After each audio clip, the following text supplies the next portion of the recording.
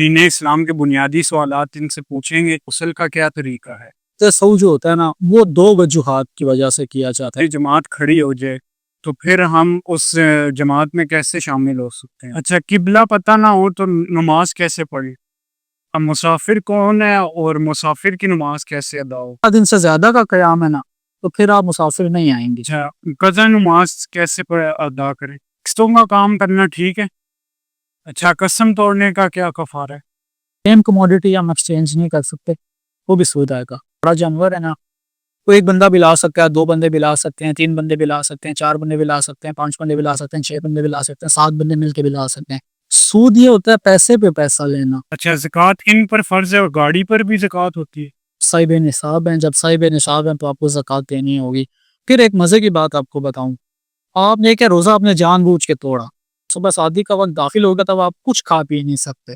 اچھا، روزہ کن پر فرض ہے اور جان کر روزہ توڑنے کا کفارہ کیا ہے؟ حمامت کے لیے کن چیزوں کا خیال رکھنا لازمی ہے؟ اچھا، قربانی کس پر فرض ہے؟ اگر آپ رکوع میں شامل ہو گئے تو آپ کو رکعت مل جائے گی۔ السلام علیکم ناظرین، میرا نام اویس ہے اور آج پھر میرے ساتھ بلال بھائی موجود ہیں۔ تو بلال بھائی، آپ خیریت سے ہیں؟ جی اللہ کا شکر، ٹھیک ٹھاک، آپ سنائیں خیریت ہے؟ اللہ کا شکر ہے۔ تو آج ہم دین اسلام کے بنیادی سوالات ان سے پوچھیں گے، تو شروع کرتے ہیں۔ پہلا سوال ہمارا یہ ہے کہ غسل کا کیا طریقہ ہے؟ اچھا، بہت ہی اچھا سوال ہے آپ کا۔ دیکھیں، اسلام میں سب سے امپورٹنٹ چیز دیکھا جائے تو غسل کا طریقہ ہر مسلمان کو آنا چاہیے۔ آپ غسل اچھے طریقے سے کریں گے تو آپ کی عبادات قبول ہوں گی، ٹھیک ہے۔ اور غسل کا طریقہ نہایت ہی سادہ، بہت آسان ہے۔ اصل میں غسل کے 3 فرائض ہیں، ٹھیک ہے۔ اور 3 فرائض میں کیا آتا ہے؟ سب سے پہلے آپ نے کلی کرنی ہے، ٹھیک ہے، 3 دفعہ ناک میں پانی ڈالنا ہے اور پورے جسم پر 3 دفعہ اپنے پانی بہانا ہے، اس طرح سے کہ کوئی ایک بال بھی سوکھا نہ رہے، ٹھیک ہے۔ تو یہ غسل کے 3 فرائض ہیں، یہ آپ نے پورے کرنے ہیں، یا پورے کر لیں، اس کے بعد آپ کی مرضی ہے، اور آپ جس طرح مرضی نہانا چاہیں آپ نہا سکتے ہیں۔ اور پہلے آپ نے اس طرح کرنا کہ پہلے آپ کا جسم کا جو حصہ ناپاک ہے، آپ کو پتہ ہے گندا ہے، وہ آپ پہلے صاف کریں، دھوئیں اچھے طریقے سے۔ اس کے بعد غسل کے یہ 3 فرائض پورے کریں اور بس آپ کا غسل کمپلیٹ ہے۔ اچھا، نماز میں سجدہ سہو کب اور کیسے کریں، یہ بھی بتا۔ اچھا، نماز میں سجدہ سہو جو ہوتا ہے نا، وہ 2 وجوہات کی وجہ سے کیا جاتا ہے۔ نمبر 1 یہ کہ اگر فرض میں تاخیر ہو جائے، ٹھیک ہے، اور اگر دوسرا یہ کہ واجب آپ سے چھوٹ جائے، تو ان 2 وجوہات کی وجہ سے سجدہ سہو کیا جاتا ہے۔ اب فرض میں تاخیر کس طرح ہو سکتی ہے؟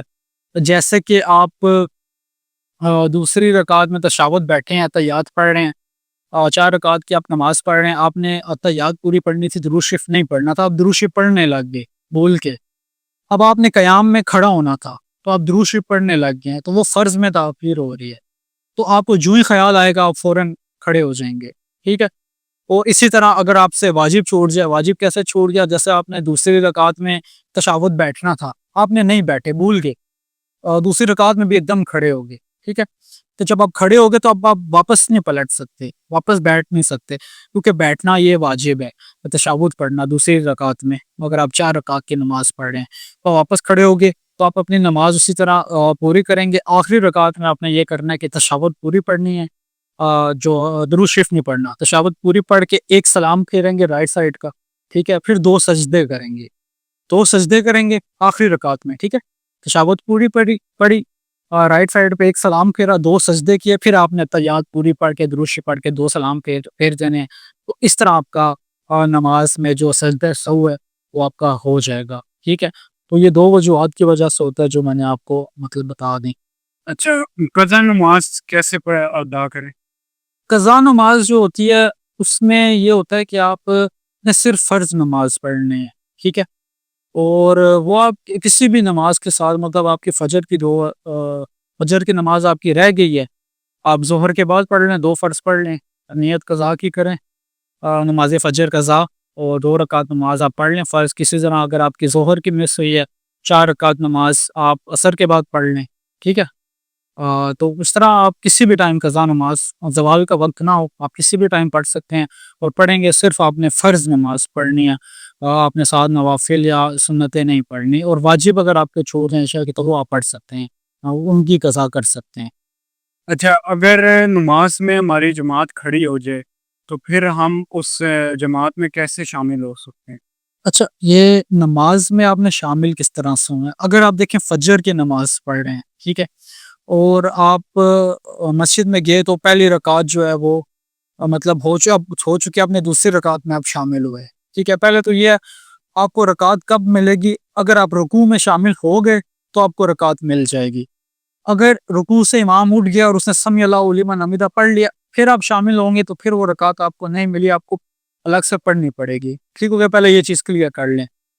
اب آپ قیام میں شامل ہو گئے، امام صاحب قرات کر رہے تھے، آپ شامل ہو گئے تو آپ ایک رکعت پڑھیں گے، اسی طرح امام کے ساتھ تشہد بیٹھیں گے، امام سلام پھیرے گا، آپ نے سلام نہیں پھیرنا، آپ تشہد پوری پڑھیں گے، درود شریف نہیں پڑھیں گے، تشہد پوری پڑھ کے آپ کھڑے ہو جائیں گے، ٹھیک ہے۔ اب جو آپ نے خود سے ایک رکعت پڑھنی ہے وہ آپ ثنا سے پڑھیں گے، یہ چیز آپ نے یاد رکھنی ہے، کیونکہ آپ دوسری رکعت میں شامل ہوئے تھے، آپ کی ثنا امام کے ساتھ نہیں ہوئی، ٹھیک ہے۔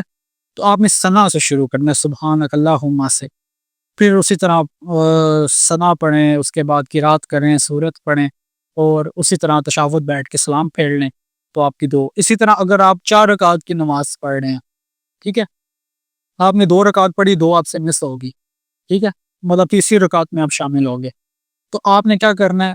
آپ کی 2 رکعت ہوئی، امام نے سلام پھیرا، آپ نے سلام نہیں پھیرنا، آپ نے کھڑے ہو جانا ہے، یہ تشہد پوری پڑھ کے کھڑے ہو جانا ہے، ثنا سے شروع کریں گے، ٹھیک ہے۔ یہ چیز آپ نے یاد رکھنی ہے، ثنا سبحانک اللہم سے شروع کریں گے، سورہ فاتحہ ساتھ ایک سورت میں لائیں گے، پھر آپ تشہد بیٹھیں گے نہیں، کیونکہ وہ آپ کی تیسری رکعت ہے، پھر کھڑے ہو جائیں گے، پھر آپ جب دوبارہ کھڑے ہوں گے، پھر آپ نے ساتھ سورہ فاتحہ اور ساتھ سورت بھی ملانے ہیں، ٹھیک ہے، سورت ملا کے پھر اسی طرح آپ نے سلام پھیر لینا، تو آپ کی ہو جائے گی۔ تو یہ ہے کہ جب بھی آپ نے اپنی رکعت پڑھنی ہے جماعت کے بعد ثنا سے شروع کرنی ہے، ٹھیک ہو گیا۔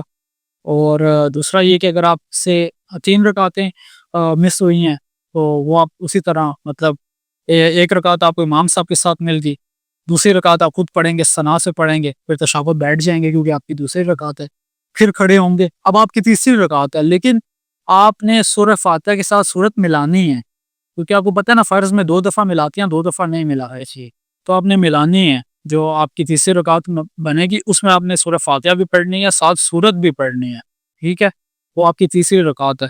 تو پھر اسی طرح آپ نے جو آپ کی چوتھی رکعت ہوگی اس میں آپ نے صرف سورہ فاتحہ پڑھنی اور تشہد بیٹھ کے آپ نے سلام پھیر دینا۔ یہ مطلب کافی یہ طریقہ ہے جماعت میں ملنے کا۔ اگر آپ کے کوئی بھی جماعت میں آپ لیٹ پہنچے ہیں اور آپ کی وجہ سے کوئی رکعت رہ گئی ہے تو آپ اس طرح ملا سکتے ہیں۔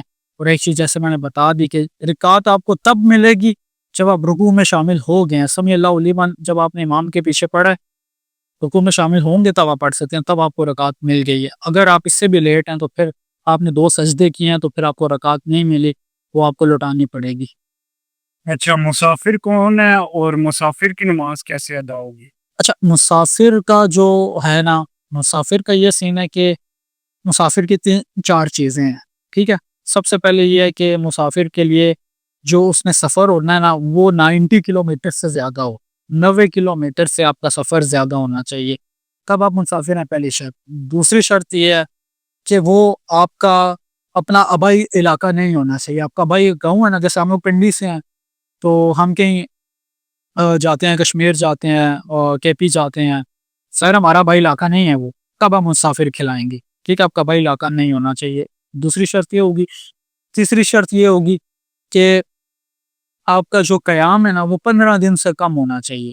اگر آپ کا 15 دن کا قیام ہے 15 دن تک، تو پھر 15 دن سے زیادہ کا قیام ہے نا تو پھر آپ مسافر نہیں آئیں گے، پھر آپ نے پوری نماز پڑھنی ہے، آپ کا قیام 15 دن سے کم ہونا چاہیے، تب آپ مسافر ڈکلیئر ہوں گے۔ اور چوتھی شرط یہ کہ آپ اپنے علاقے سے باہر جائیں، یہ نہیں کہ میں پنڈی میں ہی گھوم رہا ہوں، ٹھیک ہے، جیسے پنڈی میں گجر خان جا رہا ہوں، گجر خان سے میں جیسے ادھر روات آ رہا ہوں، کلر سیدہ آ رہا ہوں، کلر سیدہ سے پھر میں ادھر آ رہا ہوں، اس طرح نہیں، آپ نے اپنے علاقے سے جو ہے نا آپ نے باہر نکلنا ہے، اپنے علاقے سے جب آپ باہر نکلیں گے نا تو پھر آپ مسافر کنسیڈر ہوں گے۔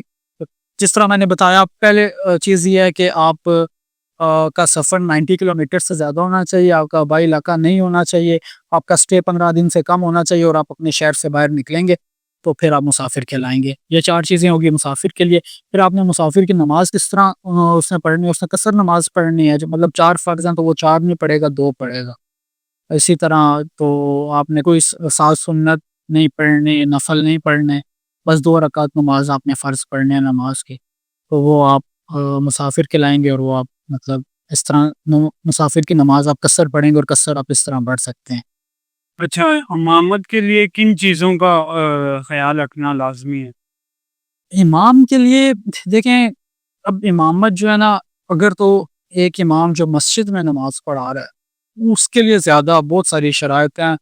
اس کو عالم ہونا چاہیے، اس کی داڑھی سنت کے مطابق ہونی چاہیے، ٹھیک ہو گیا، اس کو نماز کے طریقے کا پتہ ہو، اس میں کوئی بھول چوک ہو جائے، ہر چیز کا اس کو علم ہونا چاہیے، تو تب آپ مسجد میں امامت کے لیے ہوتے ہیں۔ ویسے یہ ہے کہ اگر جیسے اب میں نماز پڑھا رہا ہوں یا آپ پڑھا رہے ہیں، آپ کے پیچھے میری نماز ہو جائے گی، میرے پیچھے آپ کی نماز ہو جائے گی، لیکن ہمارے پیچھے کوئی عالم کھڑا ہو گیا، عالم دین آ گیا، تو میرے پیچھے اس کی نماز نہیں ہوگی، یا میرے پیچھے کوئی بندہ کھڑا ہے جس کی داڑھی لمبی ہے، مطلب سنت کے مطابق داڑھی ہے، اور اس کو نماز پڑھانی بھی آتی ہے، اور تو اس کے پاس علم بھی ہے، تو پھر اس کی نماز نہیں ہوگی میرے پیچھے۔ تو اگر ویسے آپ آفس وغیرہ میں نماز پڑھا رہے ہیں، آپ پڑھا سکتے ہیں، آپ چھوٹی داڑھی کے ساتھ بھی پڑھا سکتے ہیں، مسئلہ نہیں ہے، لیکن ظاہر ہے مسجد میں جو امامت ہے وہ ایک کافی ایک مشکل فریضہ ہے، اور اس کی وہ بہت رسپانسبلٹی والی چیز ہے، اس کے لیے آپ کی داڑھی کمپلیٹ ہو، آپ کے پاس نالج ہونا چاہیے، یہ چکر۔ باقی میں اور آپ اگر نماز ہم پڑھاتے ہیں، ہماری نماز ایک دوسرے کے پیچھے ہو جائے گی۔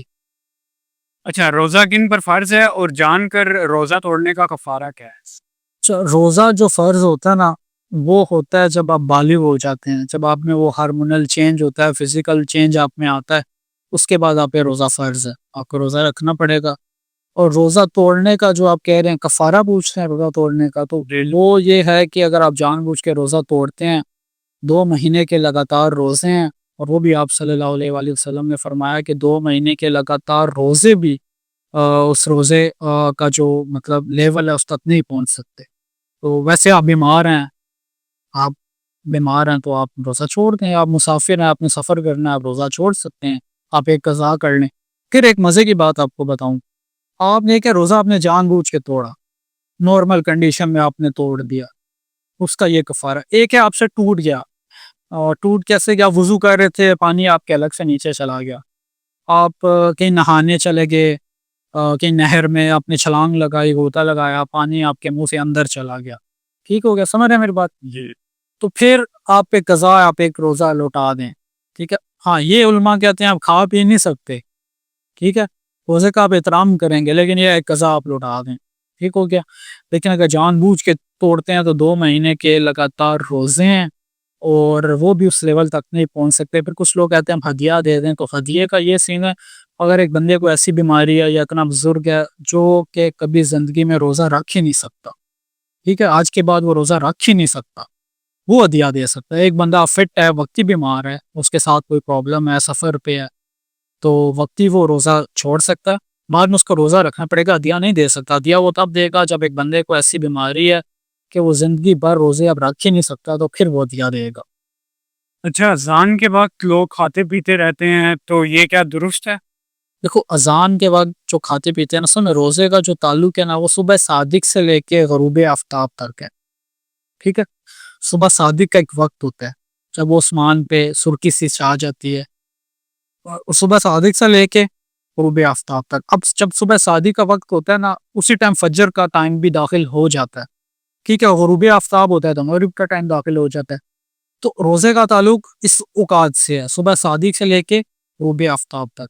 اب اذان جو ہوتی ہے نا، وہ اکثر جو ہمارا ٹائم ہوتا ہے فکس ٹائم پہ ہوتی ہے رمضان میں، یا اس کے بعد ہوتی ہے، ٹھیک ہے۔ صبح صادق سے پہلے تو آپ اذان دے نہیں سکتے کیونکہ وقت داخل نہیں ہوا، صبح صادق کا وقت داخل ہو گیا تب آپ اذان دیں گے، اور جب صبح صادق کا وقت داخل ہوگا تب آپ کچھ کھا پی نہیں سکتے۔ تو یہ پریکٹس بہت غلط ہے کہ آپ اذان ہو رہی ہے اور آپ کھا پی رہے ہیں۔ میں تو یہ سمجھتا ہوں، جو میرا ماننا ہے، آپ جو ٹائم ہے اذان کا، آپ کے پاس کیلنڈر ہوگا، آپ اس سے بھی 2 منٹ پہلے روزہ بند کر دیں، ٹھیک ہو گیا، اچھی روزہ کھا پی کے۔ تو میرا معمول بھی یہی ہے، آپ روزہ بند کر دیں، جب اذان ہو، اذان کے بعد کے روزہ کھولنے کا بھی ایسے ہی ہے، غروب آفتاب جب ہوتا ہے۔ اب یہ ہے کہ اذان نہیں ہو رہی، اب ایسی جگہ آپ کو آواز ہی نہیں آ رہی اذان کی، تو پھر کیا بیٹھے رہیں گے؟ نہیں، چونکہ غروب آفتاب ہوا، آپ نیٹ پہ دیکھ لیں، غروب آفتاب کا ٹائم دیکھ لیں، تو آپ اس ٹائم روزہ کھول سکتے ہیں۔ اور اسی طرح بند بھی کرنا ہے، ایسی جگہ جہاں اذان ہوتی ہی نہیں ہے تو بند کیسے کریں گے؟ اب نیٹ پہ ٹائم دیکھ لیں، افطار ساری ٹائم دیکھ لیں تو جو وہ ٹائم آتا ہے اس پہ آپ روزہ بند کر دیں. تو اذان کے وقت کھانا پینا یہ بالکل غلط ہے, اور اذان سے بھی میں کہتا ہوں 2 منٹ پہلے کھانا پینا بند کر دینا چاہیے. اچھا زکوٰۃ کن پر فرض ہے اور گاڑی پر بھی زکوٰۃ ہوتی ہے؟ اچھا زکوٰۃ کا جو ہے نا یہ کافی لمبا چیپٹر ہے, مطلب اس پہ پوری نشست ہو سکتی ہے. بیسیکلی زکوٰۃ یہ ہے کہ آپ کے پاس 52.5 تولے چاندی ہو, ٹھیک ہے, یا اس کے برابر آپ کے پاس کیش ہو, آپ کی کوئی انویسٹمنٹ ہو, یا یہ سب ملا کے آپ کی جو اماؤنٹ ہے وہ 52.5 تولے چاندی کے برابر بنتی ہے, تو آپ صاحب نصاب ہیں. جب صاحب نصاب ہیں تو آپ کو زکوٰۃ دینی ہوگی. اب آج کل کے جو ریٹ میرے خیال سے 1,80,000 1,90,000 اتنا نصاب بنتا ہے. اب مطلب ہمیں 1,80,000 لے لیتے ہیں فور ایگزامپل. 1,80,000 میں آپ کے پاس کیش ہے, 50,000 آپ کے پاس کیش پڑی ہوئی ہے, آپ کے پاس 50,000 بینک میں پڑے ہوئے ہیں, 80,000 ہو گیا. پھر آپ نے کچھ انویسٹمنٹ کی ہوئی ہے, شیئر خریدے ہوئے ہیں, فوریکس میں لگایا ہوا ہے, اور کسی جگہ پیسے لگائے ہوئے ہیں, تو وہ بھی چیز کاؤنٹ ہوگی, ٹھیک ہے. تو یہ سب کاؤنٹ ہو کے آپ کے پاس سونا بھی ہے, یہ سب کاؤنٹ ہو کے 1,80,000 کے برابر ہے, تو آپ کو زکوٰۃ دینی پڑے گی. اب سونا جو ہے نا, اگر آپ آج کل کا جو ریٹ ہے 3.5 لاکھ روپے تولا ہے, تو آپ کے پاس 1 تولے سونا ہے تب بھی آپ پہ زکوٰۃ فرض ہے, کیونکہ اس کا اماؤنٹ 52.5 تولے چاندی سے بڑھ رہی ہے. تو آپ پہ زکوٰۃ فرض ہے, آپ کو وہ زکوٰۃ پھر دینی پڑے گی. اور جیسے آپ نے پوچھا, مطلب یہ آپ کو سمجھ آیا جو میں کہنا چاہ رہا ہوں. یہ آپ کے پاس چاندی ہو, سونا ہو, کیش ہو, انویسٹمنٹ ہو, یہ سب ملا کے اگر آپ کی اماؤنٹ 1,80,000 جو نصاب چل رہا ہے اس کے برابر ہے, تو آپ صاحب نصاب ہیں. جب اس پہ 1 سال گزرے گا مطلب, تو 1 سال بعد آپ اسی ڈیٹ کو آپ دیکھیں گے, اگر آپ کے پاس اتنا مال ہے جو نصاب بنتا ہے, تو آپ کو زکوٰۃ دینی پڑے گی. باقی گاڑی کا جہاں تک آپ نے پوچھا, دیکھیں گاڑی کا یہ ہے کہ گاڑی اگر آپ نے استعمال کے لیے رکھی ہوئی ہے تو پھر آپ پہ زکوٰۃ نہیں ہے. لیپ ٹاپ ہے, آئی فون ہے, موبائل ہے, آپ پہ زکوٰۃ نہیں ہے. لیکن اگر آپ نے ری سیل کے لیے رکھی ہوئی ہے, مطلب گاڑی خریدی ہے سیل کرنے کے لیے, مال تجارت ہے, یہ بھی آپ مال تجارت پہ بھی زکوٰۃ ہے, ٹھیک ہے, یہ بھی آپ نے ذہن میں رکھنا ہے. تو جیسے میں نے پہلے کہا, سونا, چاندی, کیش, انویسٹمنٹ اور مال تجارت, ان سب کو ملا کے اگر آپ کا 52.5 تولے چاندی کے برابر بن رہا ہے, آپ کو زکوٰۃ دینی پڑے گی. اور سونا, اور جو آپ نے کہا گاڑی استعمال کے لیے, آپ کی گھر کے لیے آپ کے پاس 6 بھی ہیں تو زکوٰۃ نہیں ہے. آپ کے گھر کے استعمال کے لیے ہیں, آپ کی فیملی کے استعمال کے لیے, ان پہ زکوٰۃ نہیں ہے. آپ کے پاس گھر ہے ایکسٹرا, اس پہ زکوٰۃ نہیں ہے. لیکن اگر آپ کہ یہ نہیں ہے کہ یہ میں نے سیل کرنا ہے, آپ نے خریدا ہے کہ یار ری سیل مہنگا ہوگا بیچوں گا, مال تجارت پہ زکوٰۃ دینی پڑے گی. آپ کی دکان ہے, کسی بھی چیز کی, اسپیئر پارٹس کی دکان ہے, اس پہ زکوٰۃ ہے. اس کی جو سٹاک ہے جو آپ نے خریدا ہے ری سیل کے لیے, ٹھیک ہے, اس پہ آپ کو زکوٰۃ دینی پڑے گی. جو اس کے استعمال کی چیزیں ہیں ان کی بات نہیں کر رہا, جیسے آپ کے پاس کمپیوٹر ہے آفس میں, اس کی بات نہیں کر رہا. جو آپ نے چیز رکھی ہوئی ہے ری سیل کے لیے, مال تجارت جو ہے, اس پہ آپ کو زکوٰۃ دینی پڑے گی.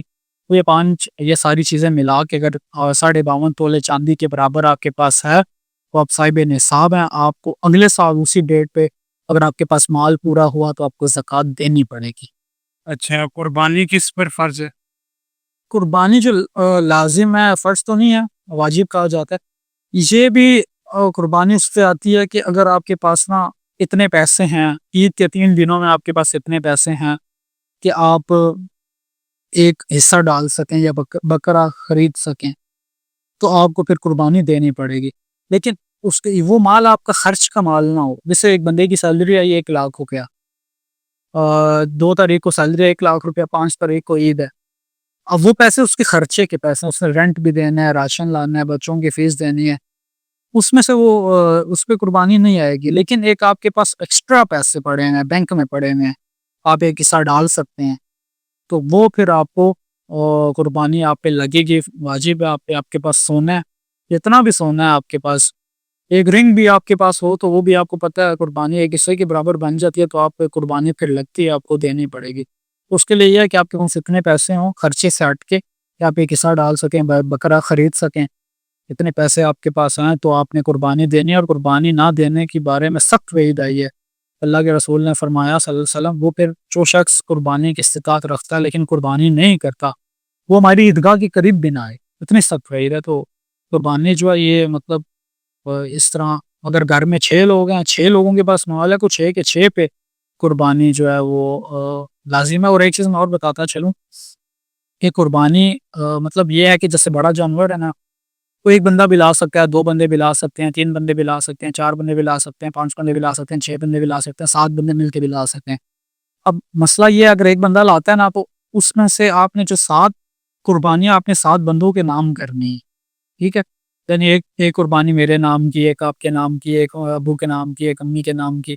اس طرح آپ نے 7 بندے پورے کرنے ہیں، چاہے 2 بندے لے کر آئے ہیں، چاہے گھر میں ایک بندہ لے کر آیا ہے، جانور لے کر آیا اپنے پیسوں کا، تو وہ 7 بندوں کے نام قربانی کرے گا۔ اگر 2 بندے لے کر آئے ہیں، 2 حصے ڈالے ہیں، وہ بھی 7 بندوں کے نام قربانی کریں گے۔ 3 بندے لائے ہیں، وہ بھی 7 بندوں کے نام قربانی آپ نے کرنی ہے کہ ان 7 بندوں کی طرف سے یہ حصہ ہے۔ تو پھر آپ کی بڑے جانور میں آپ نے 7 قربانیاں کرنی ہیں، تو پھر آپ کی قربانی درست ہے، ٹھیک ہے۔ اچھا، سود کیا ہے؟ اور بینک سے اگر گاڑی نکلواتے ہیں تو وہ بھی سود ہے؟ سود یہ ہوتا ہے پیسے پہ پیسہ لینا، مطلب میں آپ کو پیسے دوں اور کہوں آپ نے مجھے مہینے بعد دینے ہیں تو زیادہ دینے ہیں، یہ پیسے یہ سود میں آ جائے گا۔ اس کے بعد میں آپ کے ساتھ کوئی ایسا انویسٹمنٹ کروں جس میں آپ نے کہا ہے صرف مجھے پروفٹ اور لاس نہ ہو، جیسے آپ کہتے ہیں آپ مجھے 2 لاکھ دے دیں، میں آپ کا بزنس میں لگاؤں گا، منتھلی آپ میرے سے 10,000 لے لینا اور آپ کے 2 لاکھ وہیں پڑے رہیں گے، سمجھ رہے ہیں؟ وہ آپ کا سود میں آئے گا۔ ہاں، یہ ہو سکتا ہے آپ 2 لاکھ دیں، آپ کہتے ہیں مجھے 2 لاکھ دے دو، میں انویسٹ کروں گا، جو پروفٹ ہوگا ہم شیئر کریں گے، جو لاس ہوگا وہ بھی شیئر کریں گے، پھر درست ہے۔ لاس اگر آپ شیئر کرتے ہیں پھر ٹھیک ہے، جیسے بینک میں پیسے رکھوا دیتے ہیں سیونگ اکاؤنٹ میں، بینک دے ہی جا رہا ہے، یہ سیدھا سیدھا سود ہے، ٹھیک ہے۔ ہاں، بینک اگر یہ کہتا ہے آپ پیسے دیں ہمیں، جیسے پروفٹ اینڈ لاس اکاؤنٹ میں ہوتا ہے، بینک آپ کے پیسے انویسٹ کرے گا کسی جگہ، اس میں سے جو پروفٹ آئے گا آپ کی پرسنٹیج وہ دے گا، اور اگر لاس ہوگا تو لاس بھی شیئر کرے گا، تب وہ آپ کا جائزہ، ورنہ سود میں آئے گا۔ ایک یہ چیز ہے۔ دوسرا یہ ہے کہ آپ اس طرح بھی نہیں کر سکتے کہ آپ کلو کھجوریں مجھے دیں، میرے سے 2 کلو لے جائیں، یہ بھی نہیں کر سکتے، یہ بھی سود میں آتا ہے۔ ہاں، جنس آپ چینج کر دیں، جیسے میرے پاس کلو کھجور، آپ کے پاس 2 کلو چاول ہیں، تب ہم ایکسچینج کر سکتے ہیں، سیم کموڈیٹی ہم ایکسچینج نہیں کر سکتے، وہ بھی سود آئے گا۔ دوسرا آپ کا کیا سوال تھا؟ بینک کی گاڑی؟ جی، بینک سے گاڑی نکلوانا بھی سود ہے؟ دیکھو، بینک کی گاڑی اگر تو بینک آپ کو پیسے دے رہے، پے آرڈر دے رہے کہ یہ پیسے لے لیں، 20 لاکھ روپے گاڑی لے لیں، یا پے آرڈر دے رہا ہے مطلب، تو اس میں یہ ہے کہ جب آپ کو بینک پیسے دے رہا ہے نا، پیسے پہ وہ اوپر پیسہ چارج کرے گا، پیسے پہ پیسہ لینا سود ہے، پیسے پہ اوپر پیسہ لینا سیدھا سیدھا سود ہے۔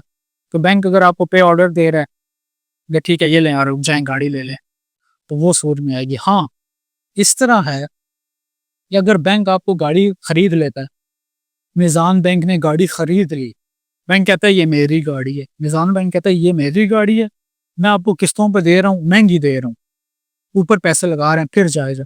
مطلب قسطوں پہ آپ چیز مہنگی لے سکتے ہو، ٹھیک ہے، آپ موبائل فون قسطوں پہ مہنگا لے سکتے ہو، گاڑی قسطوں پہ مہنگی لے سکتے ہو، لیکن پیسے پہ پیسہ نہیں لے سکتے۔ جب ایک چیز انوالو ہوگی نا، میری گاڑی ہے، میں میری مرضی ہے، میں اس کو مہنگی بیچوں، قسطوں پہ میں اس کو مہنگی بیچوں، گاڑی کو میں مہنگا بیچ سکتا ہوں، لیکن میں پیسے پہ پیسہ نہیں لے سکتا کہ آپ مجھے 1,00,000 دیں، کل میرے سے 2 لاکھ لے جانا، یہ چیز سیدھی سود ہے۔ تو بینک اگر آپ کو پیسے دے رہا ہے، پے آرڈر دے رہا ہے، تو وہ سود میں آئے گی۔ اگر بینک خریدتا ہے، گاڑی خرید لیتا ہے، اپنے نام پہ خرید لی، بینک کو کہتا ہے بینک کہتا ہے یہ میری گاڑی ہے، یہ آپ لے جائیں، اور آپ نے اتنی قسط دینی ہے، پھر آپ جو مرضی آپ سے بینک کے ساتھ ڈیل کر لیں، وہ جائز ہے۔ اچھا، قسم توڑنے کا کیا کفارہ ہے؟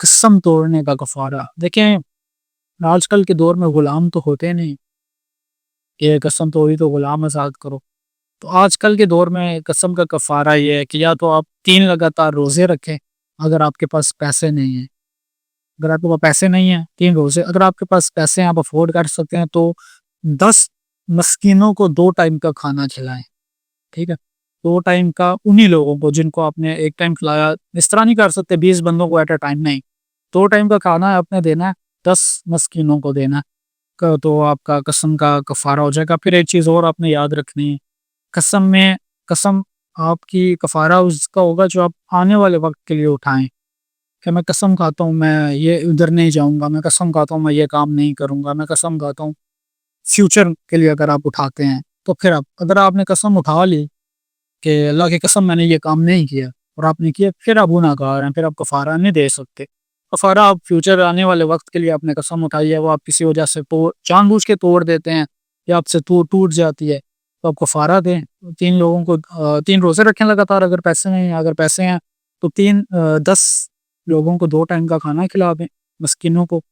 اور اس سے بھی آسان جو چیز ہمیں علماء نے بتائی ہے وہ یہ ہے کہ 10 لوگوں کو جتنا صدقہ فطر ہوتا ہے نا، وہ 10 لوگوں کو جتنا صدقہ فطر بنتا ہے، وہ شریعت یہ کہتی ہے جتنا صدقہ فطر ہے یہ 2 ٹائم کا کھانے کے برابر ہے.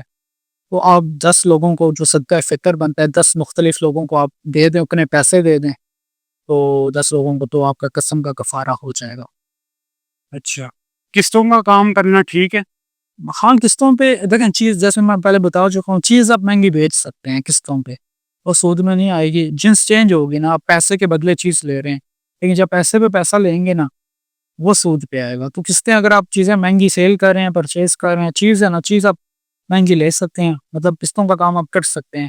لیکن ہاں ایک چیز میرے ذہن میں آ گئی، اگر آپ کو کمپنی کہتی ہے آپ نے 3 تاریخ تک 5 تاریخ کا قسط دینی ہے، نہیں دیں گے آپ کے اوپر فائن لگے گا، تو یہ سود ہے. آپ نے 5 تاریخ تک قسط دینی ہے، نہیں دیں گے 6 تاریخ کو آپ پہ فائن لگے گا. یہ سیدھا سیدھا سود ہے. آپ نے اوپر پیسے نہیں دینے، اوپر پیسوں کی ڈیل نہیں کرنی. آپ وہ نوبت ہی نہ آنے دیں، آپ نوبت ہی نہ آنے دیں کہ آپ کو پیسے ایکسٹرا دینے پڑیں. تو یہ ہے کہ ویسے آپ چیز مہنگی لے سکتے ہیں کس کو میں، کوئی ایسی بات نہیں ہے. اچھا، قبلہ پتہ نہ ہو تو نماز کیسے پڑھیں؟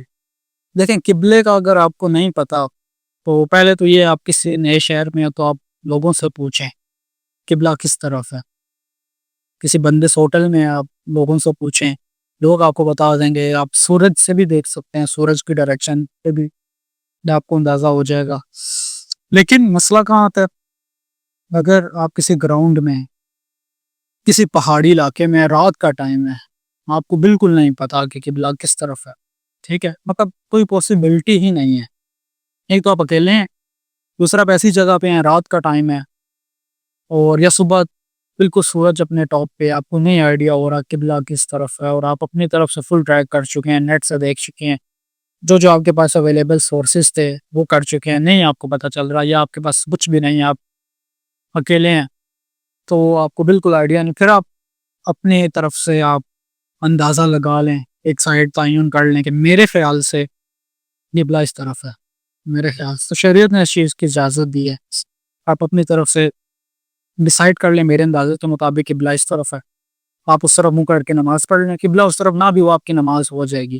لیکن یہ ہے کہ آپ کے پاس اگر اور کوئی سورس نہیں ہے، ٹھیک ہے، اور اگر کوئی سورس ہے تو پھر آپ وہ سورس پتہ کر کے اوتھینٹک جہاں قبلہ آپ کا بن گیا تو اسی طرف منہ کر کے نماز پڑھیں. یہی میرے سوال تھے. لال بھائی نے کافی ڈیٹیل میں جواب دیے، سب کا بہت شکریہ. اسٹے بلیسڈ اینڈ خدا. اللہ حافظ.